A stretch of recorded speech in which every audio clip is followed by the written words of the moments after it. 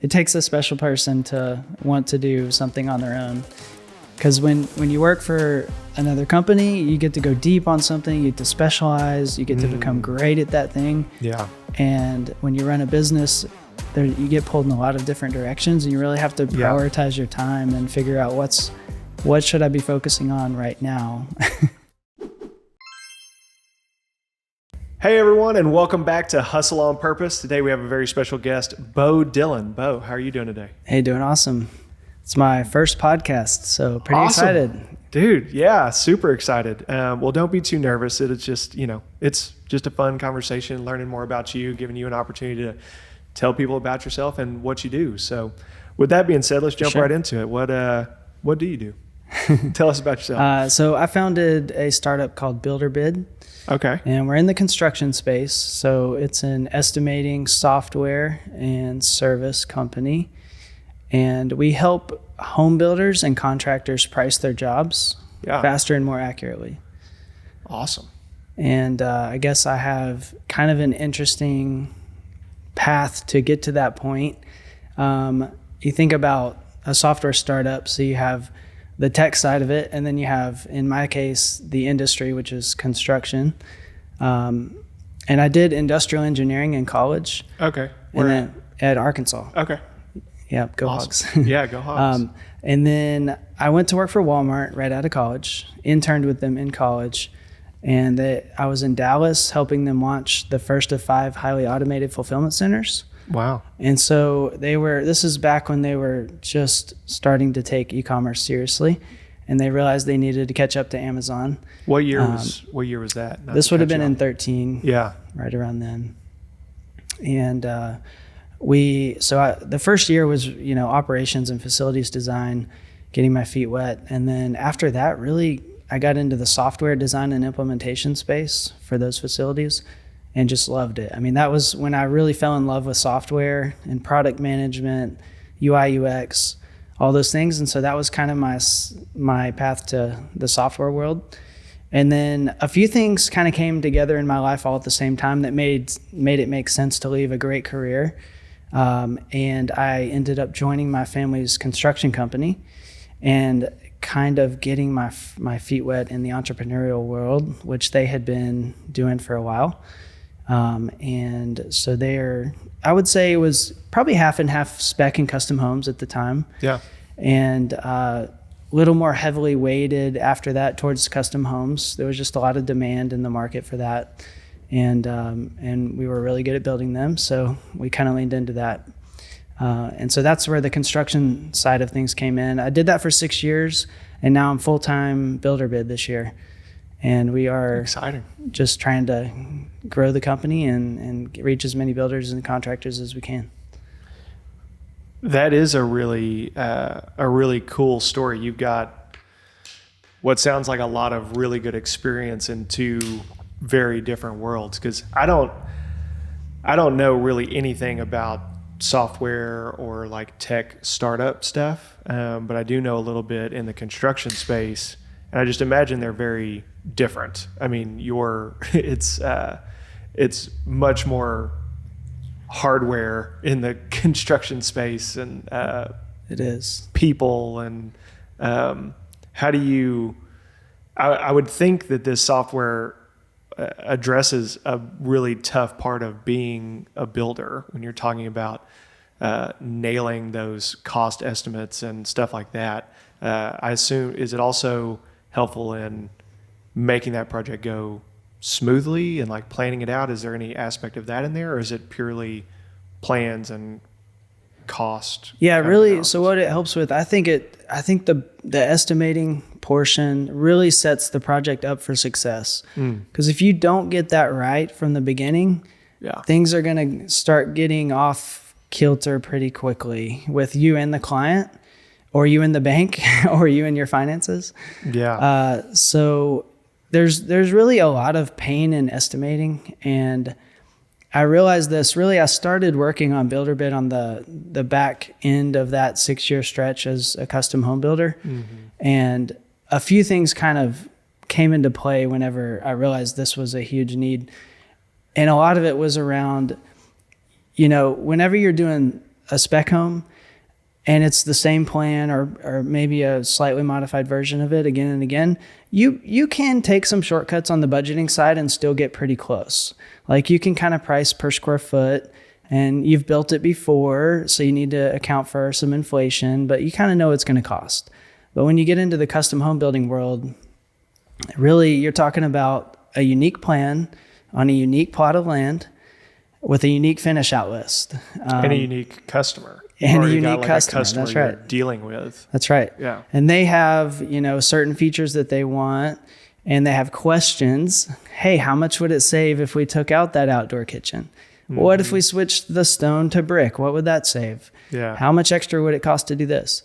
And so you really need a different approach to estimating once you get to that level and that type of client.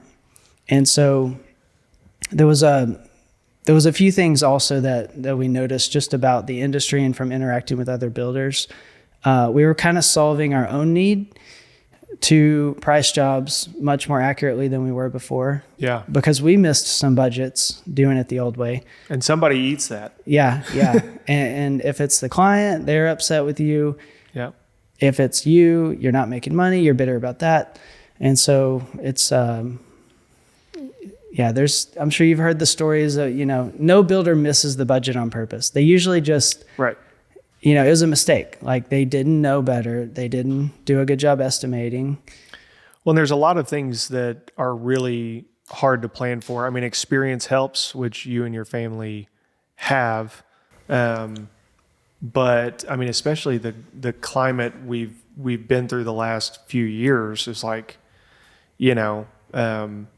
any given thing, 1 week you could get it. And then 2 months later, it might take you months to be able to get it. I mean, it was just really, really tough.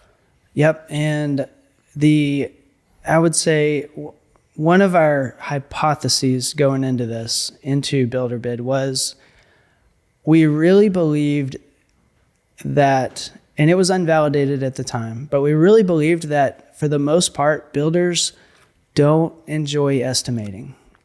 And they really don't like the number side, and a lot of them, residential is a little different than commercial. So commercial, in that world, you have a real standardized process.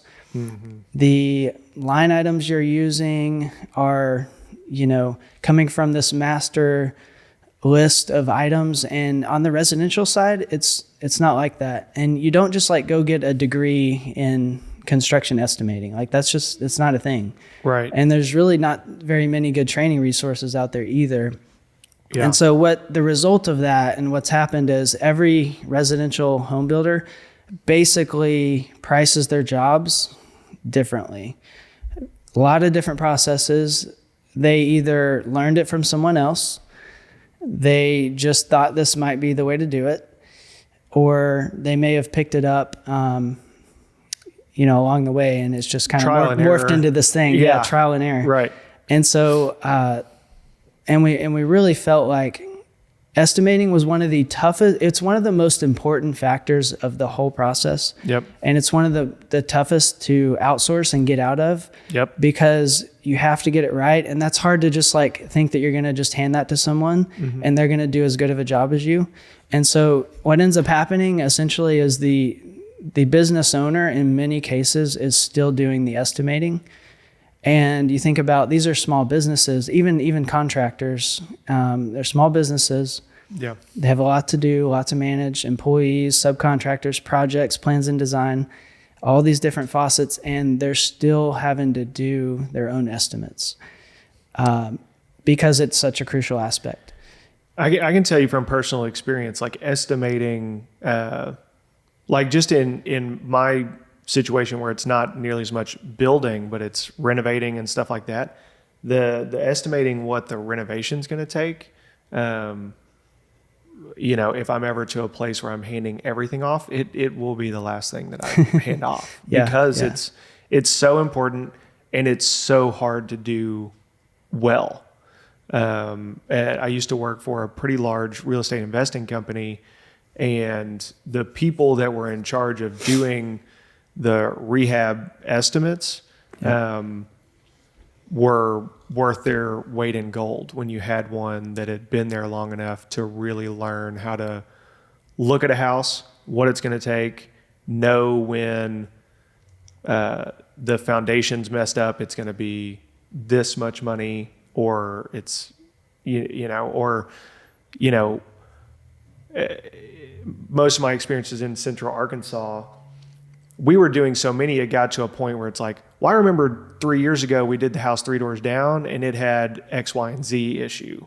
And, some of that is just invaluable and really, really hard to train somebody else to do. Like if I just want to put all of my knowledge into an employee's head, it's really difficult. And like BuilderBid, it's going to be tough for a software to completely eliminate those issues. But through the software, in my mind, if you're able to eliminate or control all of the like knowable factors, then you really mitigate a lot of the risk on the stuff that's impossible to foresee anyways. Yeah, absolutely. Right? Absolutely. Yeah. And it's a little tougher in your world renovating homes because there's that unknown factor. Yeah, there's walls, there's sheetrock up, there's you don't have X-ray vision. Right. Yeah. So true. It's actually a little bit easier for new construction because there's less variables that are gonna be not known until you start the project. We really got to the point where we had to come up with a process that was almost down to a science of how do you price a job. So, this unique home on this unique lot with the unique features and finish outs, how do you price that and come up with a way to quickly answer those, how much is it going to cost to do this? Or how do we cut 50,000 out of this so that we can make this feasible to build? All those questions you get, how do you come up with a system? And so we really got it down to a science. And we took that approach and standardized it for the residential market, and have also used technology to improve how we would price out jobs, either as a contractor or a builder, because our software works for both. You think about what makes up a budget. You have the bids from the subcontractors. You have allowances, which is something you haven't picked out yet. It's like countertops. Yeah. You've got a few different price points.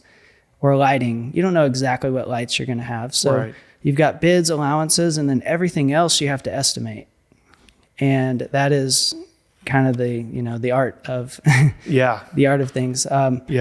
And so those three aspects really encompass the budget. And in residential, when the plan's finishing design, you're ready to start, and the customer is sure ready to start.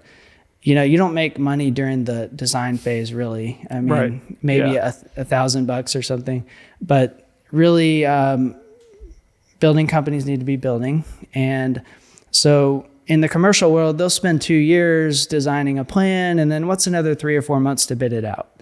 Yeah. And so a lot of the GCs end up getting bids for everything, and then it's just a matter of making sure everything was included. Plug it all in, it adds up to this amount, and that's our what we're submitting. Some of those jobs where they're, I know a couple of commercial builders, and they'll, some local municipality will be taking bids on building some crazy building. I'm like, man, that's got to be awful. Like, you've got to spend a lot of time coming up with an accurate estimate on what it's going to cost you to build that thing. And how many of those do you do before you actually get a job? You want to bid it. Yeah. You want to bid it high enough where you make sure you make money, but not so high where you're not getting jobs. Yep. I mean, and that happens in any kind of building or contracting work. It's like you're constantly trying to find that balance, right? Of like profitability, but also builders need to be building, like you said. So this seems like it'd be really helpful in that. Like you said, it's a super important job, and it's probably one of the least systematic things. Like, you've got me thinking about myself. It's like a lot of my estimating is probably like a lot of people you talk to, it's like I go to a house and I look at it and I say, yep, it's going to be this much. Yeah. And like I'm normally pretty accurate, but I've done 600.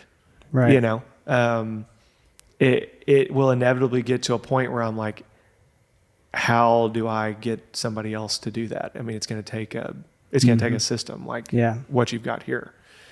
And I assume too, like with the change orders, you know, you mentioned like with custom homes specifically, you've got a homeowner that's like, well, originally we were going to do brick. Well, you know, how much is it going to be for stone or, you know, whatever. And so BuilderBid can help you with that. Cause I'm thinking, man, if I was sitting here taking calls like that all day, it's all I would do is trying to come up with, you know, that's a whole nother estimate. Now you've got to get that little change order estimated, right? Yeah. Yeah. So no, it it can helps. help you with It all helps that. during the build as well for ordering materials. Okay. You know, like some of the builders will rely on the subcontractors to do that.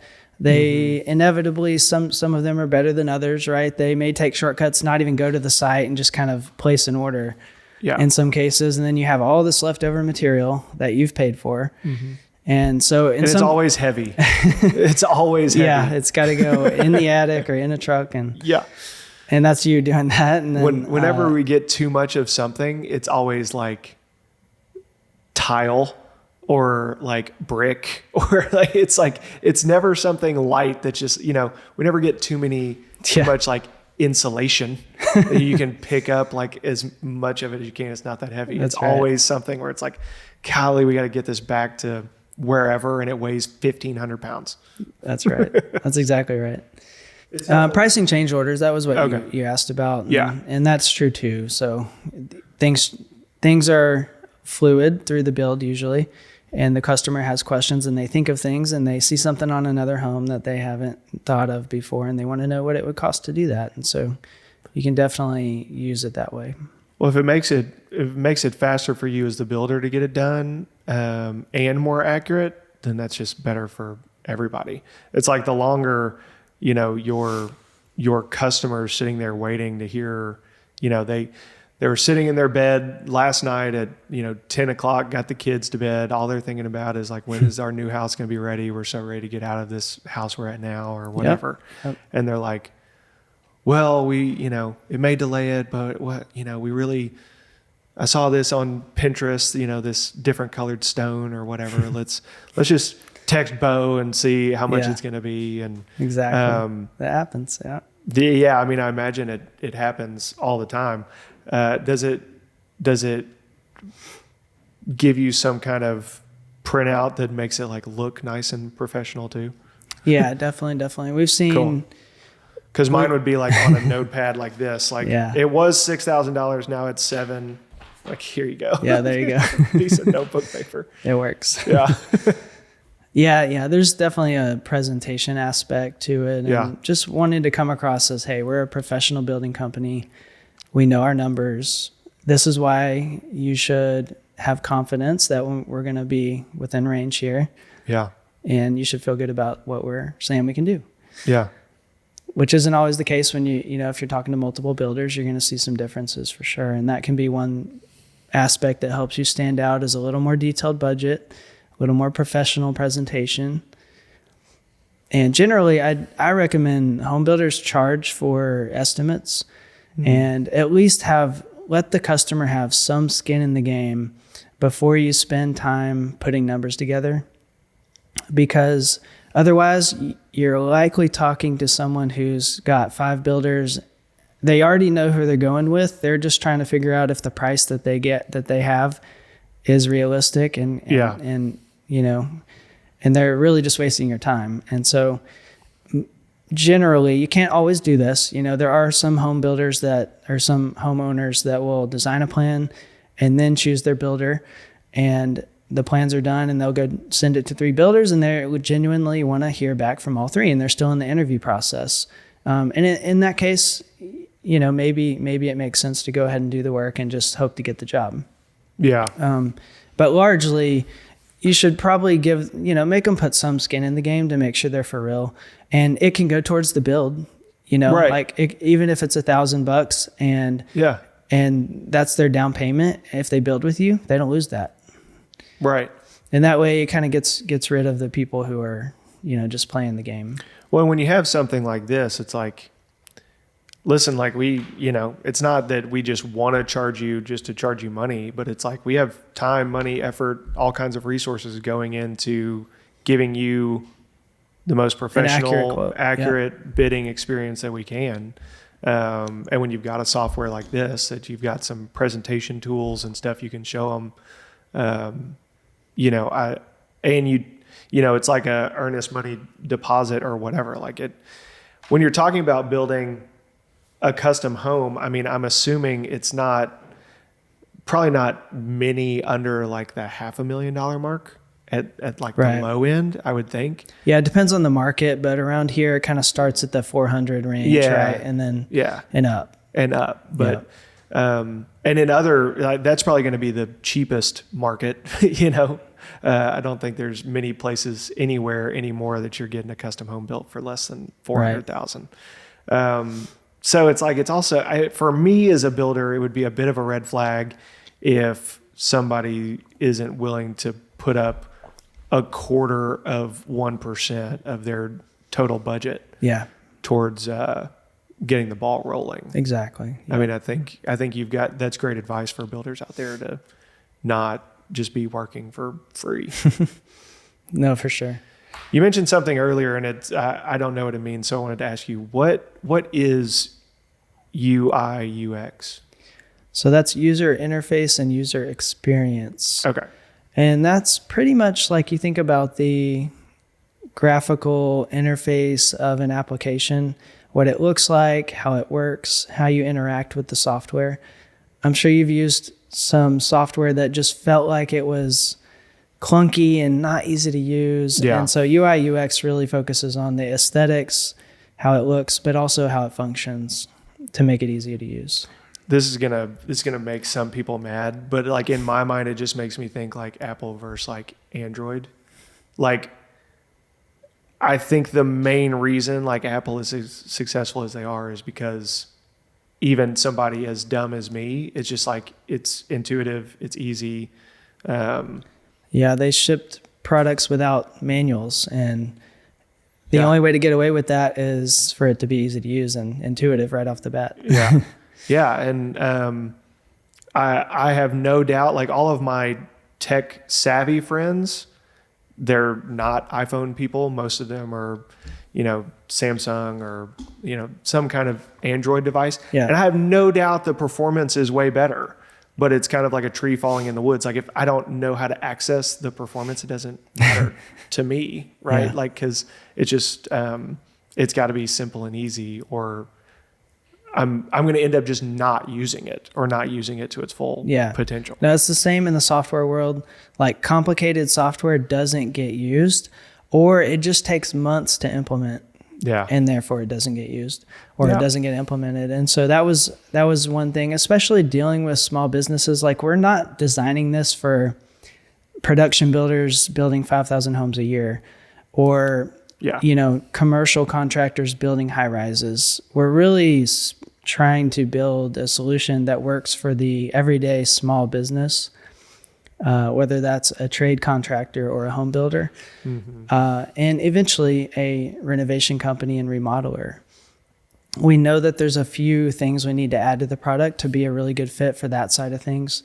But initially it's so important that it's simple to use, and you can pick it up without a lot of training, really in minutes, and get going on your first estimate. That's awesome. Well, I think you've got it fired up. I'd love to see it if you wouldn't mind showing it to me. We can do a quick demo. Yeah, just something quick, because I want to check it out.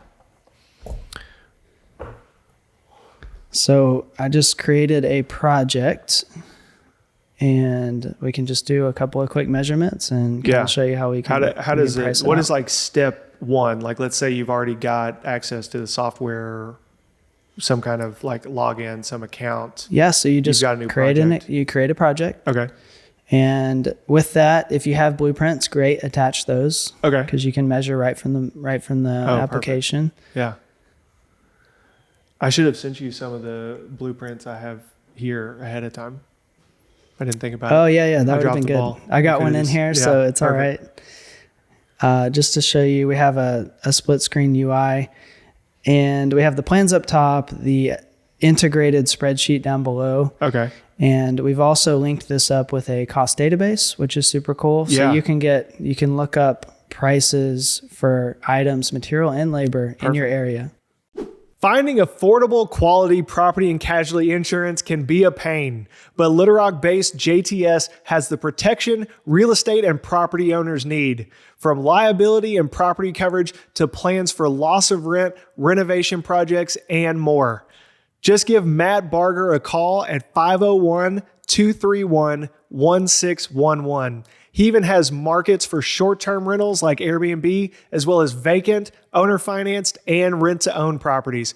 Call Matt today at 501-231-1611 or email him at matt@jtsfs.com. The most common question I get asked is, GT, how do I get started in real estate investing? And my go-to answer is to go talk to Robbie Cole at Benchmark Home Loans.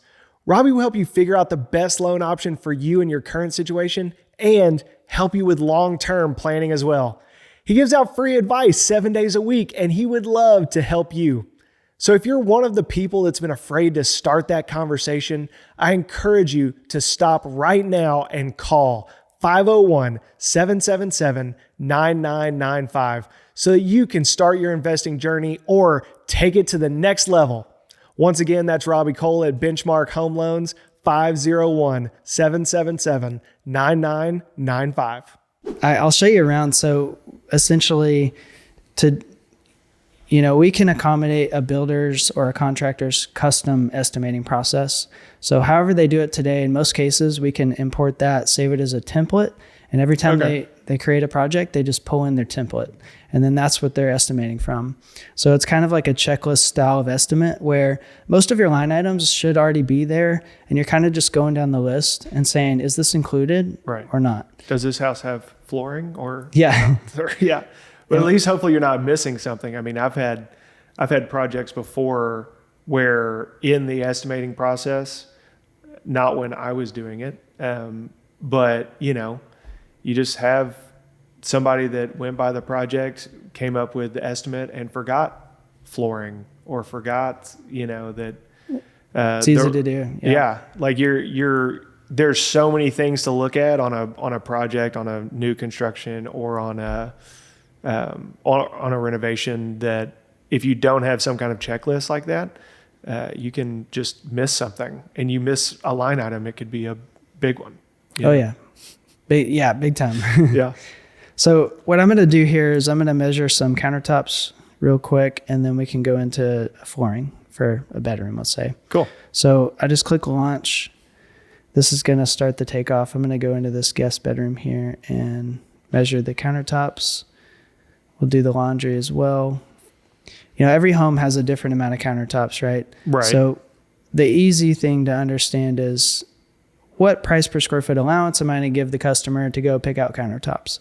Most builders can tell you that. Like, hey, I budget $70 a square foot. Yeah. So really the only question is, well, how many square feet of countertops do I need to install in this house? And that's what the program helps with. So in just, 10 seconds, we measured out this guest bedroom, laundry, half bath, and it's telling us we've got 36 square feet. I can multiply that by a certain price per square foot, and our countertop budget's already populated. Yeah. Does it do things like, because I know when I do countertops, there will be an extra charge for like cutting a hole for the sink or things like that. Yep. Do you kind of manually add that or? No, exactly. So we have a line item actually right here now that you mentioned that, and it's count each slab for cuts. So depending on what your countertop fabricator charges for that, maybe it's an extra $100 for each cutout. So you could easily launch the next takeoff, count your sinks. This one's a little hard to see. I'm going to change the color here. And about $100 per cut. And that just added a little bit more to the budget. So perfect. But Yeah, since it's right there, so you hopefully don't forget it. Yeah, exactly. And fully customizable. If I think of something brand new, I can easily add a row and pull that in as I go. Well, and like you said, I guess, so you can kind of customize that stuff. If you use the same countertop guy for all of your houses and you know he charges $87 a cutout, you can just change that in there and it's just ready to go. Exactly. That's awesome.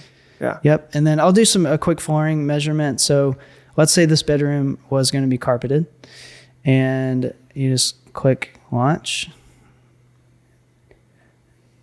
measure the room, press enter when you're done. So that was 164 square feet, which is about 18 square yards. That's kind of a lot of flooring companies will price carpet. They make it confusing. Right? I know. So we've got both, and there's just a little assembly set up here, so we know how much to budget for the material, the carpet, the pad, and then the labor to install. It's awesome. And if I wanted to, there's that question of what would it cost if we did hardwoods in the bedroom? Right. Like, what if we just ran the hardwoods in there? Yeah. And so we have a really easy way to answer that question quickly. The price I have on this one so far is $462,691. So what I'm going to do is I'm going to zero out the carpet. I've got another assembly for hardwoods, and I'm just going to drag and drop this in there. And now it tells me 164 square feet of hardwoods. I could add waste to that if I wanted. Yeah. And the price went up. The price went up by $1,000 or whatever. Yeah. And so right there, I just answered the customer's question. You do that on the phone. How much would it cost? Yeah, like that's fast enough. You could just like do it on the phone. Right. And it's like, as a customer, if I'm on the other end of that phone call, I'm like, oh, well, this is great. I got my question answered super quickly. And like, now we know, I can tell my wife or whatever, like, no, we just can't do it. It's, going to put us this much more over. But I'm also, it gives me an incredible amount of confidence in you, because I'm like, well, at least I know Bo's not over there just like making up numbers, like he's not, it's anchored in some numbers, real numbers. Yeah, exactly. Which is outstanding. For sure.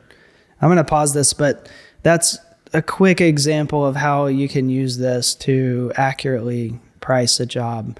Yeah. One different than the other.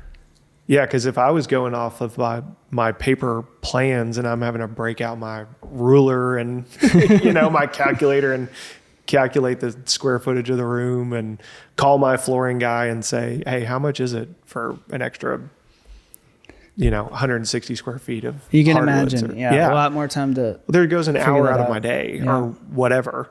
And then I've got to figure out time to call the client back and just, that sounds great. That's it. Compared to all of that.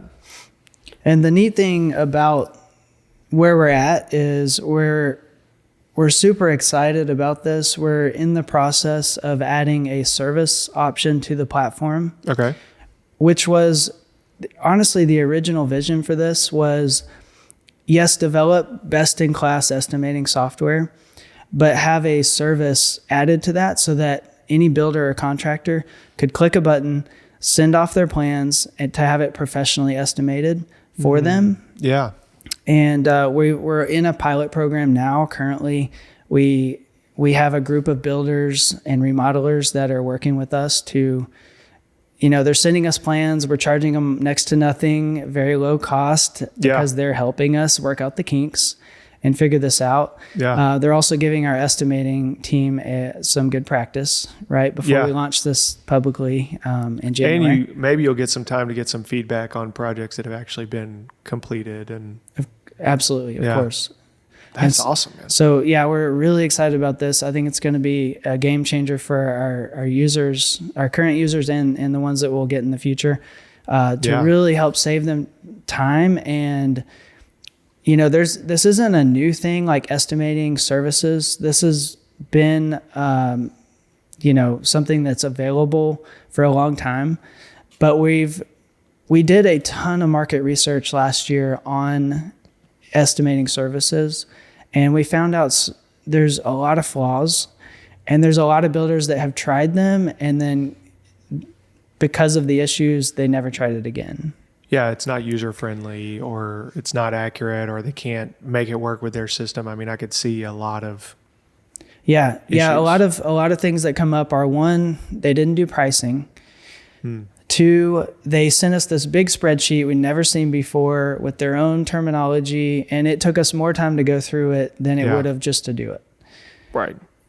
And three, they just didn't understand, or they weren't communicating.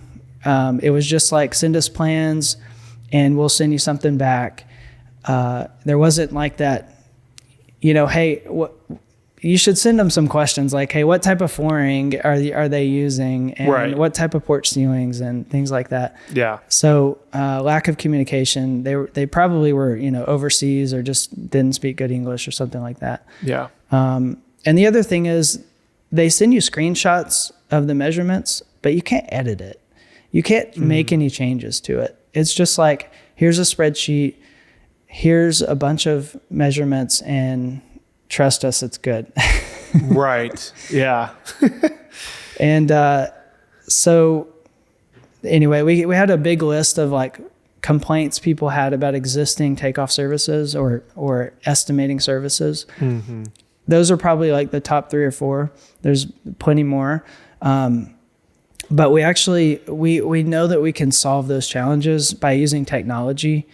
And we're going to set this up so that the estimator follows the builder's custom estimating process and fills everything out for them.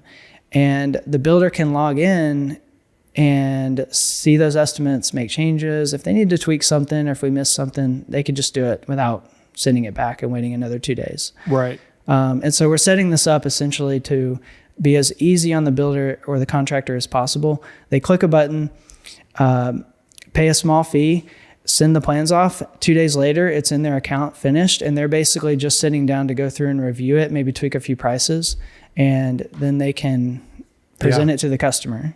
You know, maybe when their bids come back, that's probably the thing that they'll wait on the longest is those bids. When the bids come back, they plug them in, it's done. Yeah. It sounds like an awesome service. So builders can outsource some of that estimating just to save themselves time and energy and resources on jobs that they don't know if they're even going to get, right? Yep. Absolutely. And we talked about how estimating was one of the most time-consuming things you have to do. And the reality of it is, if you're estimating a job in an hour and it's new construction, those are the people getting in trouble. They're the ones that'll admit, like, we're missing the budget on pretty frequently. Right. So really, to do a good job to estimate a new construction home, you really need 4 to 8 hours, 4 to 10 hours, sometimes longer. And that's like if you're good at it, Yeah. like after a while. And there's no, like, if you're a home builder, there is no 4-hour window that you get during the week. Never. That you could do that with. Never. And so what ends up happening, and we experienced this personally, but what ends up happening is you end up estimating on nights and weekends when you should be with your family, or you should be sleeping or doing something else. Yeah. Or they're the types that do it for 20 minutes here, 30 minutes here, 20 minutes here, and it takes 4 weeks. Right. And then they end up missing things because they came back to it so many times. On and off. Yeah. And so that was a realization, like, if we can create a technology-enabled estimating service that allows builders to trust that they're outsourcing this to someone who can do it just as good as they will, and they're following that same process that the builder would ultimately go through to estimate the job, then that inspires a lot of confidence, and it's going to save them a bunch of time. And they're willing to pay for it. Well, because especially if your company gets to a certain size, you really start realizing that time is money.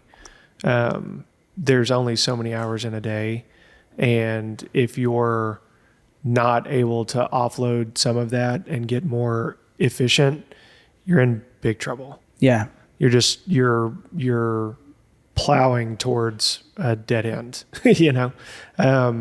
I've talked on here before because we mainly talk to business leaders and entrepreneurs on here, and it's a common thing of,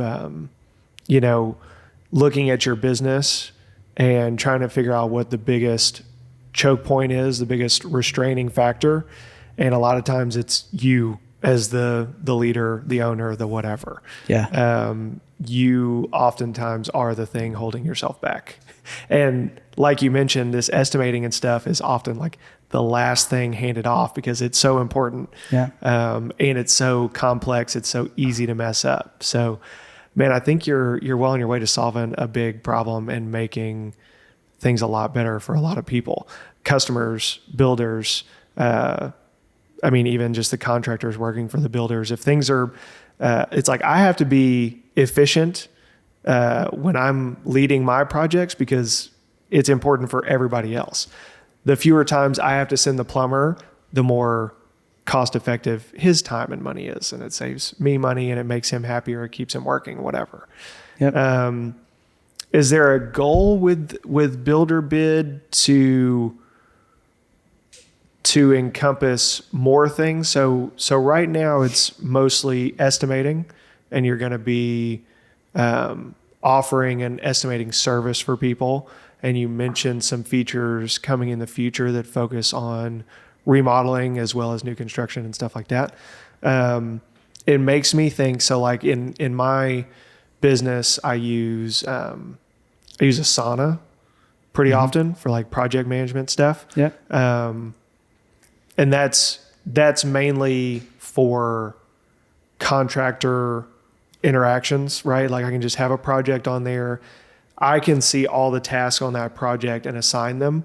I would love to see a way where there's an Asana type thing, or where BuilderBid works with Asana, right? Because like if I've got my project estimated in BuilderBid, it's all agreed to, and now it's like we hit the ground running with this project, right? Mm-hmm. If it could auto-populate my task in an Asana project and immediately, I'll show you my Asana if you care to see it. And this is not a plug for Asana, but I'm just, it's good software. Yeah. I'm just thinking, because like when I buy a house, a remodel, right? We create a project for it in Asana, and it auto-populates all the tasks that I usually need for any house. So as soon as I get a house under contract, it goes into pre-closing tasks. And there's a list of things we've got to do before closing. It's like get the insurance. There's just a to-do list, right? Mm-hmm. And then once we close, we move it to closed, and it immediately dispatches the locksmith to rekey the house. Yep. And it just kind of gets the ball rolling. Having BuilderBid communicate with Asana, or like auto-populate my contractor tasks into there, man, that would be like incredible. Yeah, absolutely. So you're onto something. We realized, and we know this, but one of the deficiencies of the product right now is it doesn't integrate with other softwares people are using. And so we're going to fix that soon. We had to finish some things, and then like it's on the roadmap. Yeah. When I'm not pressuring you, I don't. And so the ultimate vision for BuilderBid is to automate the estimating process for builders and contractors. And right now we are kind of niched, and that's on purpose. It simplifies things in the early days as we develop this out. From what we can tell, there's about 30,000 custom home builders in the US. And as soon as plus the contractors, that's a whole nother bucket. There's a bunch of them. Right. And that's the group we kind of focused on first, but we're going to broaden next year at some point. Hopefully by the summer. There's just a few things that we need to do that, but we're going to broaden into the renovation and remodeling market. And that's actually 10x the size of the custom home building market, or I should say the home building market. I could see that. Yeah. It's, 300,000 to 400,000 plus companies, and plus all the subcontractors. Yeah. And so that's, really a much bigger market, much bigger play. But if we can solve this for the custom home building side, then that will make that much easier to get into. And I think I had one other thought. Oh, the integrations. Yeah.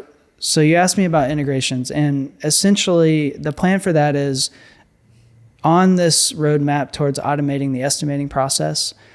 Initially, we're going to do that with a service. Longer term, we want to do that with AI and machine learning. And the idea is we want contractors and builders to estimate in BuilderBid and be able to click a button to send their estimate to their job management software. And so starting, I would think by Q2, our goal is to start integrating with as many of those job management platforms as we can.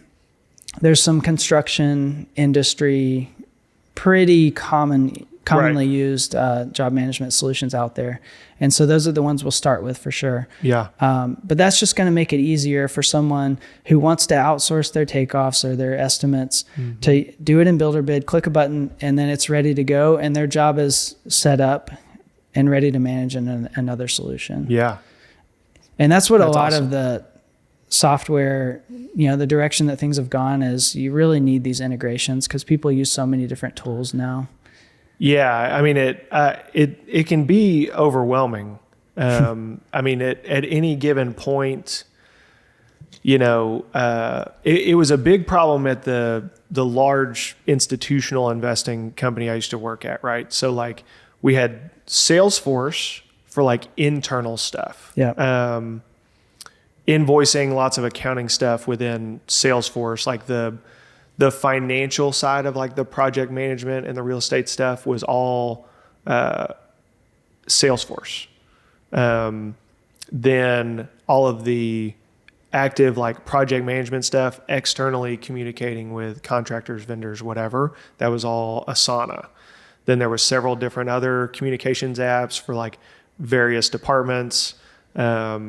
And they were trying to work on a way to bring all of that into one place and like couldn't sort it out because it's a big problem. There was also like other like property management software because these houses would get rented out, and all of those were incredible tools and softwares that made the thing work, but it was really clunky having to like check all these different inboxes and be on all these different platforms, and they all have their own little way of working, right? Yeah. And it does seem, even just from my uneducated perspective, that everyone's trying to get to that well integrated like thing, but it's tough. Yeah, it's getting easier. Yeah. Okay. APIs are getting standardized, and it's kind of just an expectation now. So yeah, your software needs to be easy to talk to. Yeah. Well, tell us a little bit about, so I don't know anything about starting a tech startup or a software company. I don't imagine that it's very easy at all. What has that been like for you? I mean, you got this vision for BuilderBid with your engineering background and then getting into the construction and seeing this estimating problem. What did that journey look like from kind of the idea of BuilderBid to where you are now, where you're doing it full time, which is great? Yeah. So, I mean, it's everything they say it will be. Like it's challenging. All the cliches are true. It's all true. There's great days, there's bad days, but it's just such a fun process to try and start something and create something from nothing. And I mean, even from when I was in my Walmart days, that really felt like a startup.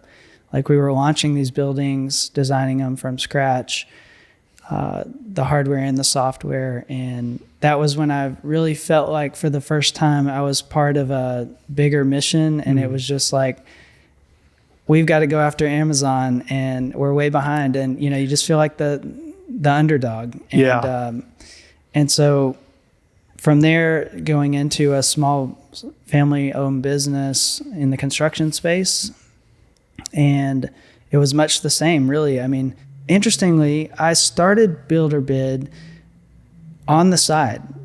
Initially, you think about I always think about what are the core functional areas of a company that it takes to operate it. And in the software space, it's pretty much product, marketing, sales, and delivery. In other industries, delivery would maybe be referred to as like operations, right, or customer success. And that's like where you fulfill your promise of what, the marketing and sales teams are telling people that your product does, right? So within those 4 buckets, it didn't make sense before you have a product to go to market because you don't have anything to sell, right? You have to build the product first. Yeah. So I kept my full-time job in the custom home building space. And on the side, I was building BuilderBid, mostly just the product. And as part of that, you're doing research. So you're talking to your eventual target customers. Which the business was. Yeah, and like I was connected to all yourself. of my potential customers because I'm like in the Home Builders Association, and I'm coming across builders just throughout the day, seeing them on job sites and things. And most of them are not software engineers. No. Almost none of them, I would imagine. Right. So you ask them questions about their business and their process, and then it's like, that's my job to translate that into software requirements, right? And features. Yeah, it was, on the back half of the custom home building journey is when I started on BuilderBid, but it was just developing the product. And there wasn't, like I could work on features for a few weeks, and then the dev team would be lined up for a month and a half. And so it was a part-time job. And then there's really 2 milestones product-wise that we had to hit before we knew that we were ready to start selling the product. And that was, I would call it MVP and MV and MSP. So that's minimal viable product. That is really just a prototype. So that's where you build it to a point where your customers have something that they can get hands-on with. You can let them try it out. You can watch them use it.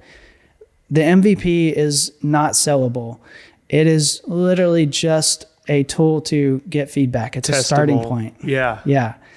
And once we had that, we really started the customer discovery phase a lot more intensively. And it wasn't like an every day or every week thing. It was in sprints, right? Like we'd go try to get some interviews and then just go work on the product for a while and then kind of circle back. Right. And so the MVP really enabled that. And then we knew about all the deficiencies. We studied the market. What are competitors doing? What can we learn from them? What can we do better than them? And for the people that we talk to that are using those solutions, what do they like? What do they not like? You take all that into account, as well as your experience, and you try to create something that's going to differentiate in the market. And the next milestone we had to work towards was the MSP, the minimal sellable product. And so for a while, we're just working on product. We're not live. I'm still a custom home builder. We're literally just working on the product. Yeah. And we essentially had to get to MSP, which is where you get in front of the customer. They're a good fit, so they sign up, they try it, it solves their problem, they like using it, they keep using it. Right. And whenever you get to that point, it can't just be like 1 in 20 people you meet are, buying it and enjoying it and having their problem solved. It has to be like some reasonable conversion rate, right? Mm-hmm. And then that's when you're ready to go to market.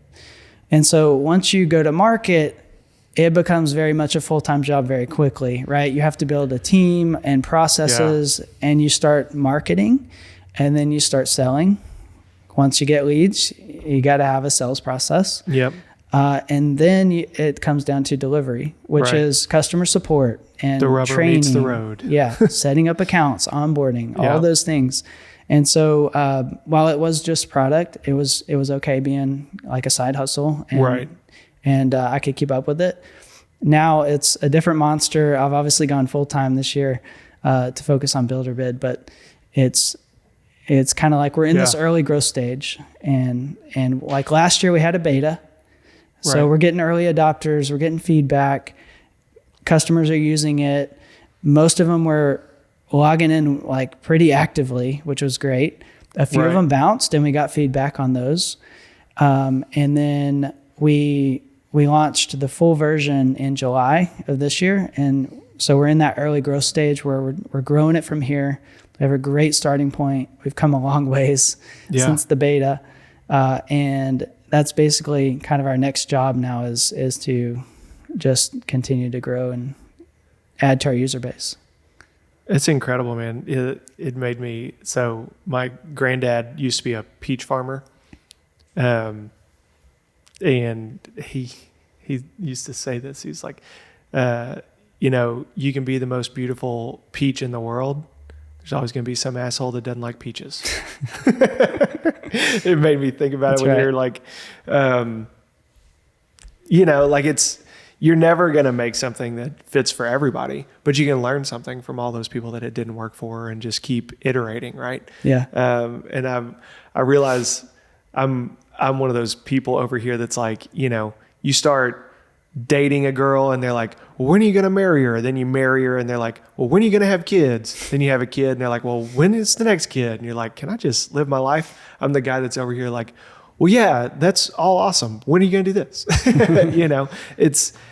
You've done an incredible job, man. I love hearing those stories of, I had this full-time job. I was doing this thing and then saw this area of opportunity. The best businesses are founded out of opportunities, not necessity.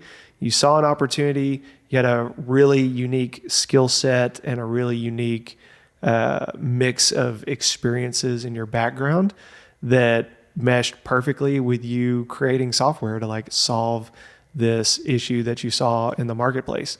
And to have the drive to do that in, what I'm sure was non-existent spare time, is just great, man. I appreciate it.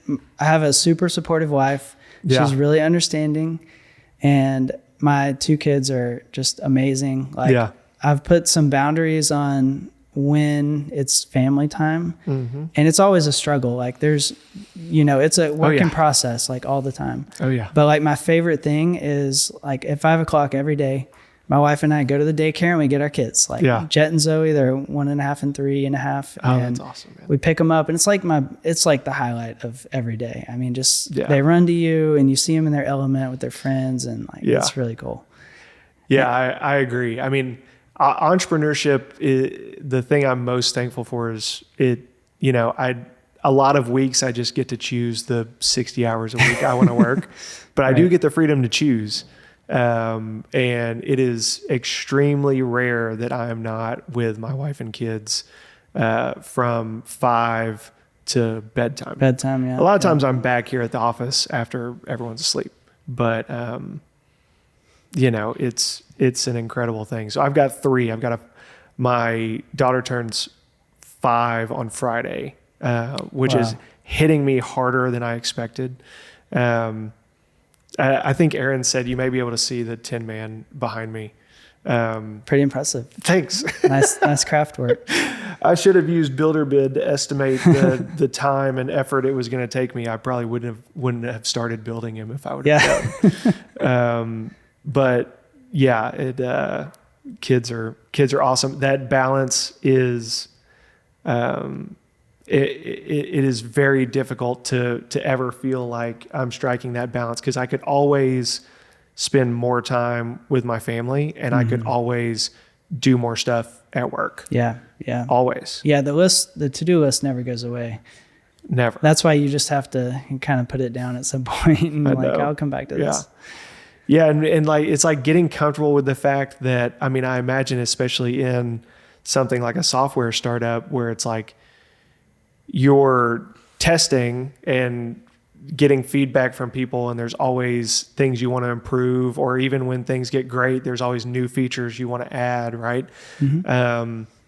It's getting comfortable with the fact that it's probably never going to be a finished product was really, really difficult with me. Like, anytime I finish a house, there's just another house, it's just like, there's just always more. And it used to wear me out. I'd have these, you mentioned like sprints in your product development. It's like, I'll have these sprints on like work stuff where it's like, man, we got to finish this house like ASAP, get it sold, whatever it is. And then there's just another sprint to do. And it used to really, really wear on me. And I think I'm just now kind of getting comfortable with the fact that it's never going to be done. And I'm glad that it won't be, because that would be the worst. Yeah. I mean, it's all about the process, really. Yeah. And I think, is there something wrong with us? I don't know. Like, I don't know, probably. You can ask my wife. She'll ask you how much time you've got. It's a long list. Yeah. Yeah. No, I mean, yeah. It takes a special person to want to do something on their own. Because when you work for another company, you get to go deep on something, you get to specialize, you get to become great at that thing. Yeah. And when you run a business, you get pulled in a lot of different directions, and you really have to prioritize your time and figure out what should I be focusing on right now. Yeah. No one's coming up, giving you your KPIs. You gotta you gotta start keeping track of your own, success, I guess you'd call it. And it's difficult to do. It's hard to do your own performance reviews. Yeah, exactly. And I've fallen in the trap of well, there's money in the bank account, so we're doing great, or you learn along the way that some of the KPIs you thought were the key performance indicators aren't really, because your marriage may be suffering over here, or it's being your own boss, running your own business. It's trying to be decent enough at everything. You don't get to just be really good at that one thing. No, yeah. I mean, I think when I came into this, I had a couple of areas I was really confident in, and I had a couple of areas that I was I got to figure that out. That's really important. Yeah. I felt great about the product side and great about delivery. And it was that middle ground of marketing and sales, which you have to get right. And the only thing I could think to do was just anytime I started a new industry was just dive into it and figure it out and read books and watch YouTube videos and find the right people to listen to. Yeah. And I've come a long ways. It's super interesting to just dive into something new, but I knew I had to solve it, and I had to figure out at least a baseline to even be able to manage someone else. You kind of have to do it yourself for a little bit and figure it out, and then you can delegate it and kind of know what you're looking for. Yeah.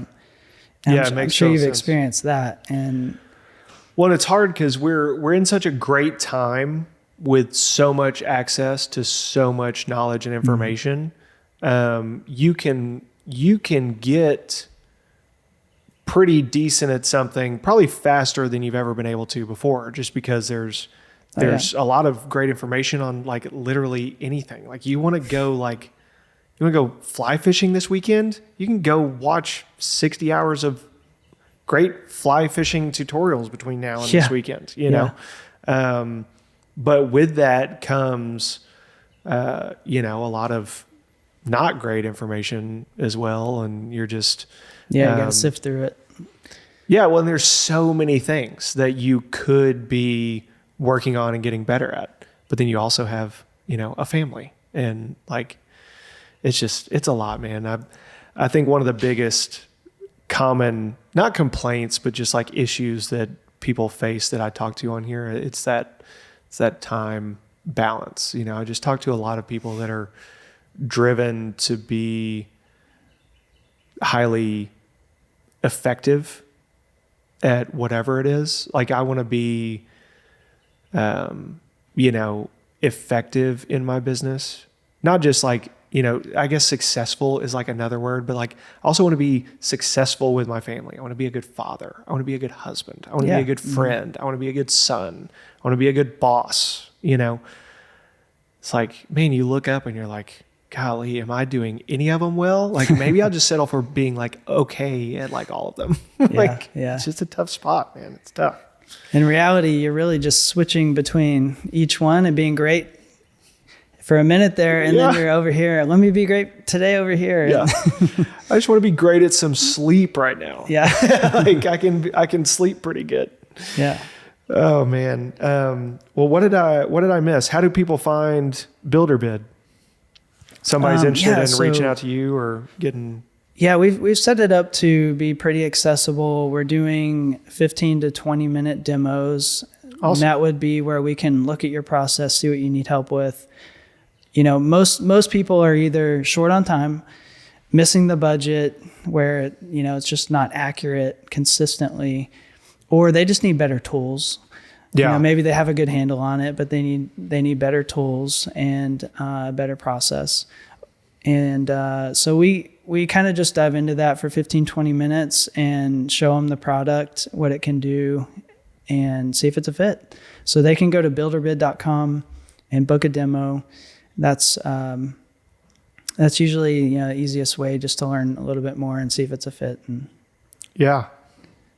Awesome, man. Well, hopefully some people watch this and, you're able to help them solve their estimating problems. And man, I want to keep up with you and see how it's going. I'm excited about where you're at and love your story and love your experience, and excited to see where BuilderBid goes, man. Yeah, I appreciate that. It was great having my first podcast out of the way here. And you did it. Thanks for inviting me on. Yeah. You did awesome, man. We'll have to do this again soon. Next time BuilderBid gets a new feature or something. Like next year, you said Q2. Maybe we'll have you on to showcase that. Maybe we'll have an Asana integration or something. Dude, yeah. I don't want to be, like I said, I don't want to be that guy that just like pressures you into it. But an Asana integration for me personally would be awesome. So sounds great. Well, thanks a lot, Bo, for coming. If you have any estimating needs, be sure to reach out to Bo at builderbid.com. Sign up for one of those free demos, see if it's a good fit for you. Appreciate you listening. If you're listening, you can go watch the video, check out the demo that Bo gave us on the computer. We'll have that in the video. If you're watching, then you got to see it. So great. And remember to go out there and hustle on purpose. Thanks for watching. If you liked that video as much as we liked making it, be sure to check out another one. You've got one here. You got another one over here. If you want to listen to the podcast audio only, go check out the Spotify link in the description. And if you haven't subscribed to the channel, please consider doing so. It helps us out a ton. And please hit the bell if you want notifications anytime we drop a new video. Hope to see you on the next one.